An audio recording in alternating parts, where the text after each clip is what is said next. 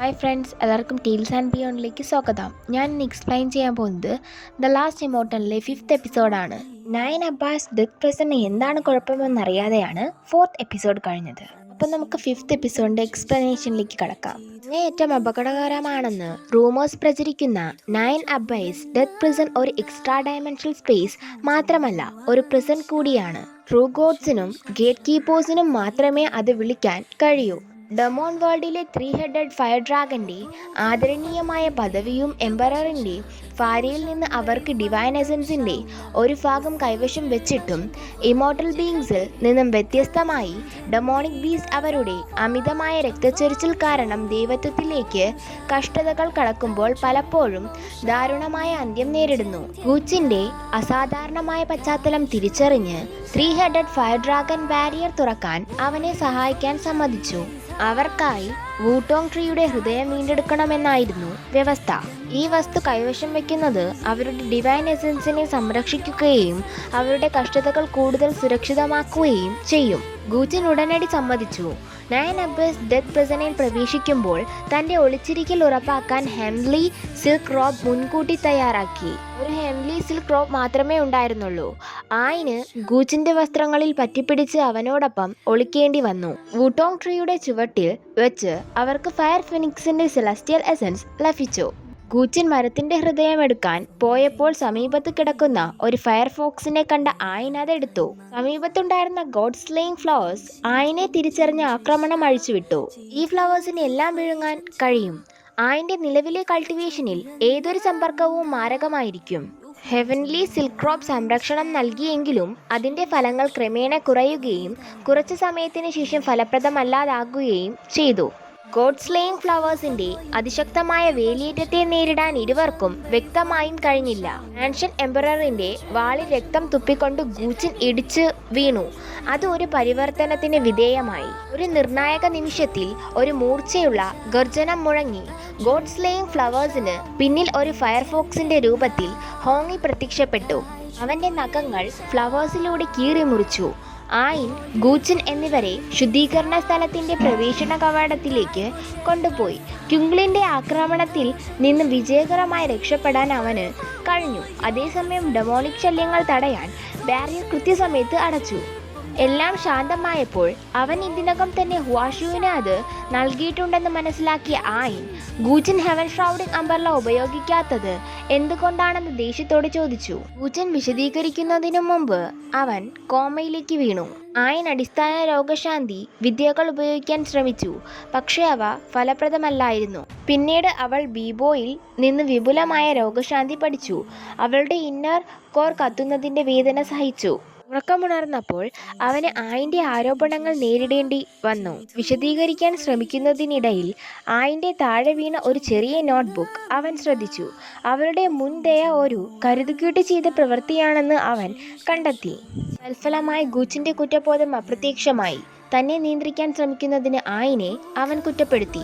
ഇത് ഒരു വഴക്കിലേക്ക് നയിച്ചു. ദേഷ്യം വന്ന ആയിൻ പുറത്തേക്ക് ഓടി. ഫയർഫോക്സ് ദുർബലമായി ചുരുണ്ടുകൂടി കിടക്കുന്നത് കണ്ടു. സഹിക്കാൻ വയ്യാതെ അവൾ വീണ്ടും രോഗശാന്തി മാന്ത്രികത ഉപയോഗിച്ചു. ഫയർഫോക്സിനെ സുഖപ്പെടുത്തുന്നതിനോടൊപ്പം അവളുടെ മുൻകാല ശ്രമങ്ങളും അവളുടെ ഇന്നർ കോറിനെ തളർത്തിക്കളഞ്ഞു. ആയിന്റെ ദുർബലമായ അവസ്ഥ കണ്ടപ്പോൾ ദേഷ്യം വന്ന ഗൂച്ചിൻ അത്തരം രീതികൾ ഉപയോഗിക്കുന്നതിൽ നിന്ന് അവളെ വിലക്കുകയും അത് അവളുടെ ജീവൻ നഷ്ടപ്പെടുത്തുമെന്ന് മുന്നറിയിപ്പ് നൽകുകയും ചെയ്തു. എന്നിരുന്നാലും ഒരു വാട്ടാനിയം ബീസ്റ്റ് എന്ന നിലയിൽ ആയിൻ വിശ്വസിച്ചു മറ്റുള്ളവരെ രക്ഷിക്കാൻ തന്റെ കഴിവുകൾ ഉപയോഗിക്കണമെന്ന്. അങ്ങനെ ഈ വിഷയത്തിൽ അവർ വീണ്ടും ബാധിച്ചു. ഗൂച്ചിന്റെ പ്രവർത്തികൾ തെറ്റിദ്ധരിച്ച് ഹോങ്ങി ആയിന്റെ പ്രതിരോധത്തിനായി അവനെ ചവിട്ടി. പിന്നീട് ആയിൻ അത്തരം വിദ്യകൾ പഠിപ്പിക്കേണ്ടായിരുന്നില്ല എന്ന് വിശ്വസിച്ചുകൊണ്ട് ഗൂച്ചിൻ ദേഷ്യത്തോടെ ബീബോയെ നേരിട്ടു. ഇത് അവർക്കിടയിൽ വീണ്ടും ഒരു തർക്കത്തിന് കാരണമായി. മനുഷ്യരൂപത്തിലേക്ക് തിരിച്ചു വന്ന ശേഷം ആയിനെ പ്രതിരോധിക്കാൻ ഹോങ്ങി സ്വകാര്യമായി ഗൂച്ചിനെ അന്വേഷിച്ചു. അവർ തമ്മിൽ ഏറ്റുമുട്ടലുണ്ടാകാൻ തുടങ്ങിയപ്പോഴാണ് ഹോങ്ങി അകലെ ആയിനെ ശ്രദ്ധിച്ചത്. അവൻ ഉടനെ ഒരു ചെറിയ ഫോക്സായി രൂപാന്തരപ്പെട്ടു. അവളുടെ കൈകളിലേക്ക് പാഞ്ഞു കയറി ദുർബലനാണെന്ന് നടിച്ചു. ഇത് ആയിനെ പ്രകോപിപ്പിച്ചു. അവൾ ഗൂച്ചിനെ ക്രൂരനായും ദുർബലരെ ഭീഷണിപ്പെടുത്തുന്നതായും ശകാരിച്ചു. അവർ പോകാൻ തയ്യാറെടുക്കുമ്പോൾ ഈ സംഭവം യിയെ അറിയിക്കരുതെന്ന് 3 ഹെഡഡ് ഫയർ ഡ്രാഗൺ ഗൂച്ചിനോട് പ്രത്യേകം മുന്നറിയിപ്പ് നൽകി. ഗൂച്ചിന്റെ ഉറപ്പ് ലഭിച്ചതിനു ശേഷം അവർക്ക് ആശ്വാസം തോന്നി. ആയിന്റെ ക്വാങ്കിൻ ബാഗിൽ ആദ്യം ഒളിച്ചിരുന്ന ഹോങ്ങി അവൻ അപ്രത്യക്ഷനാണെന്ന് മനസ്സിലാക്കി. ആയിൻ അത് പുറത്തെടുത്തപ്പോൾ അവിടെയും കണ്ടെത്താനായില്ല. ഭാഗ്യവശാൽ ബാഗിൽ ഇപ്പോഴും ഹോങ്ങിയുടെ ഒറ നിലനിർത്തി അവനെ പർപ്പിൾ മൂൺ മൗണ്ടെയിനിൽ നിന്ന് പുറത്തു കൊണ്ടുവന്നതാണെന്ന് സ്ഥിരീകരിച്ചു. ഫയർ ഫെനിക്സിന്റെ സെലസ്റ്റിയൽ എസൻസ് കണ്ടെത്താൻ അവരെ കോയറ്റ് സെക്ലൂഡഡ് വാലിയിലേക്ക് പോകാൻ ഹോങ്റോ സമ്മതിച്ചു. ഫോക്സ് ക്ലാനിന്റെ ബാക്ക് മൗണ്ടെയിനിൽ മറഞ്ഞിരിക്കുന്ന കോയറ്റ് സെക്ലൂഡഡ് ലേക്കിന് സെന്ററിൽ ഒരു ഐലൻഡ് ഉണ്ടായിരുന്നു. അതിൽ വൂട്ടോങ് ട്രീ ഉണ്ടായിരുന്നു. ഇമോർട്ടലത്തിൽ അറിയപ്പെടുന്നതും ഗൂച്ചിന് പരിചിതവുമായ ഒരു ഡെമിഗോഡായ വുങ്ങി സിയാൻജിൻ അധ്യക്ഷനായിരുന്നു. 70,000 വർഷങ്ങൾക്ക് മുൻപ് ആൻസ്ട്രൽ ട്രീയായ വുങ്ങി ഫെനിക്സ് എംപറർ ഫെൻജിയുമായി പ്രണയത്തിലായി. പിന്നീട് ഫെൻജി യുദ്ധത്തിൽ മരിച്ചു. വുങ്ങി തന്റെ ഡിവൈൻ എസൻസ് ശേഖരിച്ചു പുനർനിർമ്മിച്ചു. അവരുടെ ഓർമ്മകളെ കുറച്ചു കാലത്തേക്ക് മുദ്രവെച്ചു. എന്നിരുന്നാലും ഫെനിക്സ് ക്ലാൻ എല്ലായ്പ്പോഴും പഴയ ഫെനിക്സ് എംപററുടെ മരണവും പുതിയൊരെണ്ണത്തിന്റെ ജനനവും എന്ന പാരമ്പര്യം പിന്തുടർന്നു. ഫെൻജിക്ക് ഓർമ്മകൾ തിരിച്ചു കിട്ടിയപ്പോൾ അവൾ നിർവ്വാണത്തെ ചിതറിക്കാൻ തിരഞ്ഞെടുത്തു. ഫോക്സ് ക്ലാൻ പുറത്താക്കിയ വുങ്ങിയെ പിന്നീട് ആദ്യത്തെ ഫോക്സ് കിങ് രക്ഷിച്ചു.